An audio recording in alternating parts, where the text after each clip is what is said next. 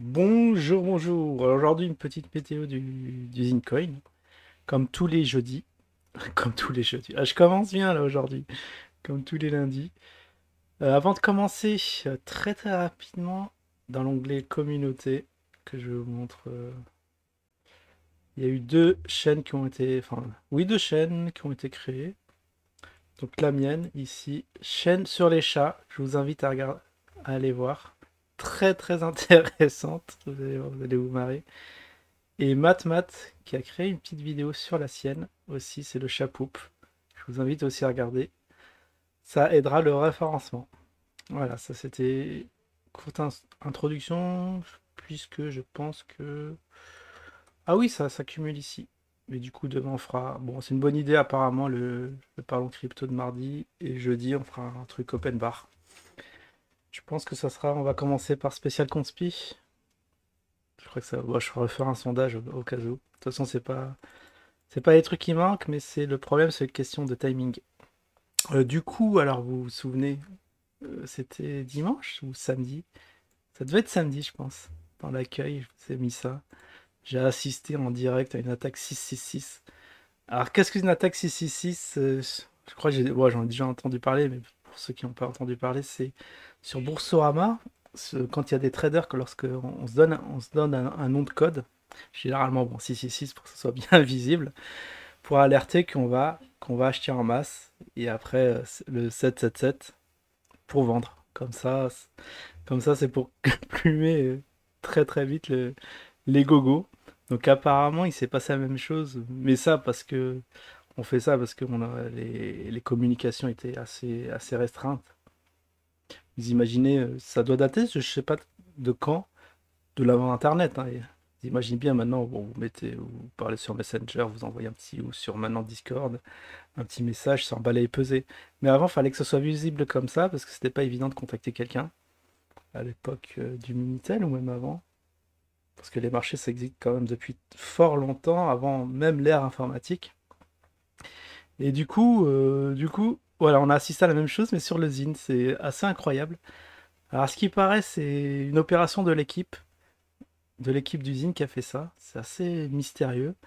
Donc Perma, alors ce qui paraît, Perma, j'ai vu ça sur le Discord, que Perma avait fait un live, il parlait de cette opération-là par KB. J'en sais pas plus, du coup on va lui demander demain en live, ou peut-être je lui demanderai ça sur Facebook quand j'aurai le temps.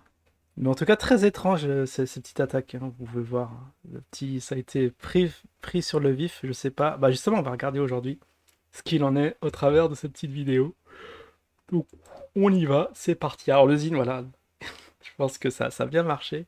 Ça n'a pas loupé. C'était le moment d'acheter. Et vous voyez, ça a disparu, j'ai l'impression. Oh, la taxi 6, ça a complètement disparu. Donc maintenant, quand vous verrez des 7 à 7, bon, je vends la mèche. Hein, parce que, bon, heureusement qu'il n'y a pas grand monde qui regarde cette vidéo et encore moins de traders. On a juste un à ma connaissance et c'est tout. Quand vous verrez des 777, il va falloir larguer tout ça. Bon, ça, je crois qu'ils ont fait point de vue historique parce que maintenant, il n'y a aucun sens de prendre le risque que ce soit vu bah, aux yeux de tous, vu que c'est super connu, hein, ce truc-là, je vous parle, c'était il y a 15 ans. Je voyais ça sur les forums de Boursorama. Je dis, mais c'est quoi? Pourquoi il y a des 666 là? Qu'est-ce qui se passe? C'est pas normal. Alors que c'est codé. Je ne peux pas chercher plus loin. C'est les gros traders entre eux. Ils se font voilà, des petits coups de crasse contre le petit investisseur qui n'y connaît rien, qui achète n'importe quand, qui vend n'importe comment. Ouais, il y a plein d'astuces comme ça qu'il faut connaître, bon, que j'exposerai au fur et à mesure. Parce que déjà, je vous explique des choses simples, vous captez rien. Alors si je vous explique des trucs compliqués, du high frequency trading, des petites astuces entre traders, là, vous allez rien imprimer, vous allez faire quand même n'importe quoi. Donc du coup, vous voyez, bon là ça remonte. Donc le truc, c'est on attend le cours d'introduction où il y a eu pas mal de résistance. Là, on le voit pas parce qu'on n'a pas l'historique, mais vous voyez la première épaule ici, on a eu une épaule tête épaule. Quoique la deuxième épaule est assez moche, du coup, comme elle est supérieure à la première, on peut pas appeler ça un été, mais bon, on voit quand même une petite résistance au niveau de l'épaule gauche pour parler vraiment. en raccourci, hein, je peux pas vraiment parler des détails, hein, ça prendrait trop de temps. Donc ici, est-ce que ça va casser qui correspond exactement? Donc le fondamental dit que, eh bien, bah, 0,46, bah, il y en a plein qui ont acheté à ce cours-là. Ils attendent qu'une seule chose, que ça, maintenant que ça les casse, parce qu'ils ont été vraiment travaillés jusqu'à 17 centimes, ils se sont dit, bon, à première occasion, soit je suis break-even et à 0,46, ils vont tout larguer, ou soit un poil au-dessus parce qu'ils veulent se faire un petit profit. On se dit, bon, on a attendu 3 ans, ça va faire 3 ans, et que maintenant on veut se barrer vite fait, hein.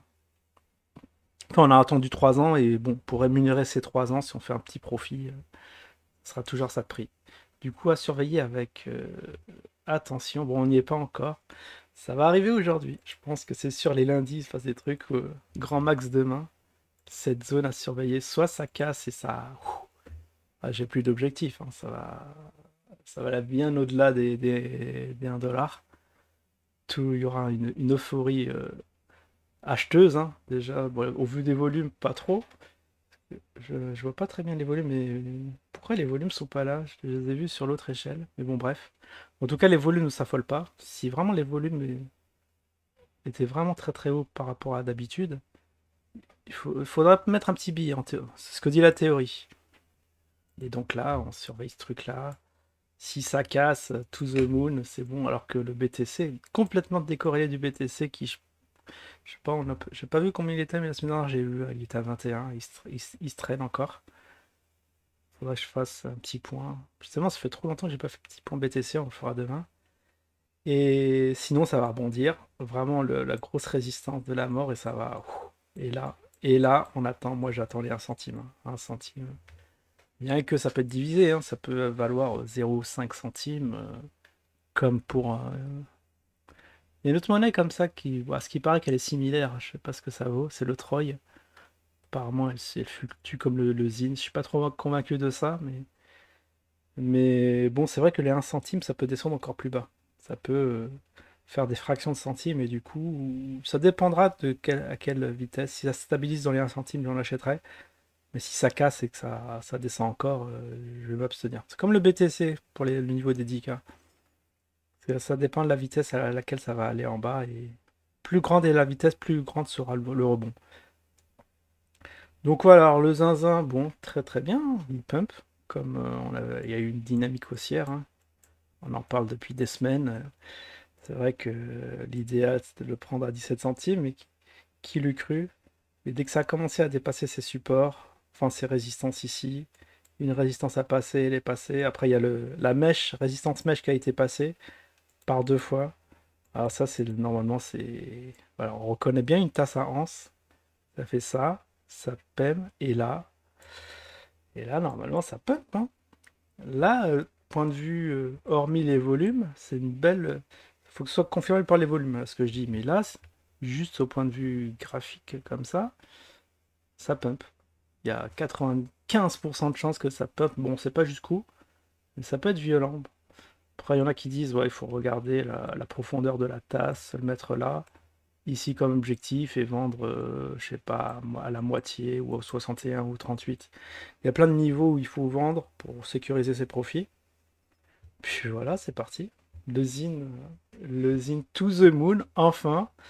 3 ans d'attente, on va voir ce que ça donne. Mais juste d'un point de vue comme ça, si on sait pas que c'est le zine, si on oublie toutes ces histoires de KB, Jim, etc., c'est bon, c'est parti. Mais là, ça manque de volume, c'est ça. C'est juste ça qui me fait dire que peut-être qu'à manip, mais sinon, voilà, il y en a plein qui en ont profité, justement, qui ont eu le signal, double tête, et poum, et là, ça décolle. Pour preuve, là, on est à combien? On est à 43 dollars. C'est fantastique. Voilà, j'espère que les zinzins, voilà, ils ont mangé leur pain gris, et en face, un pump. Après, bon, après, d'un point de vue fondamental, il faudra regarder le live de KB, ce je ne l'ai pas fait encore. En plus, je voudrais bien faire une vidéo sur Jim demain, ADBK le retour. Ah, ça peut être marrant. Je l'ai pas encore vu d'ailleurs. J'ai vu le début, mais ça promet un grand désengage dans les règles de l'art, ça je le sens très très bien. Du coup, voilà le petit programme de cette semaine. Il y a eu aussi, oui, un journal de Météo Project, il faut que j'en parle.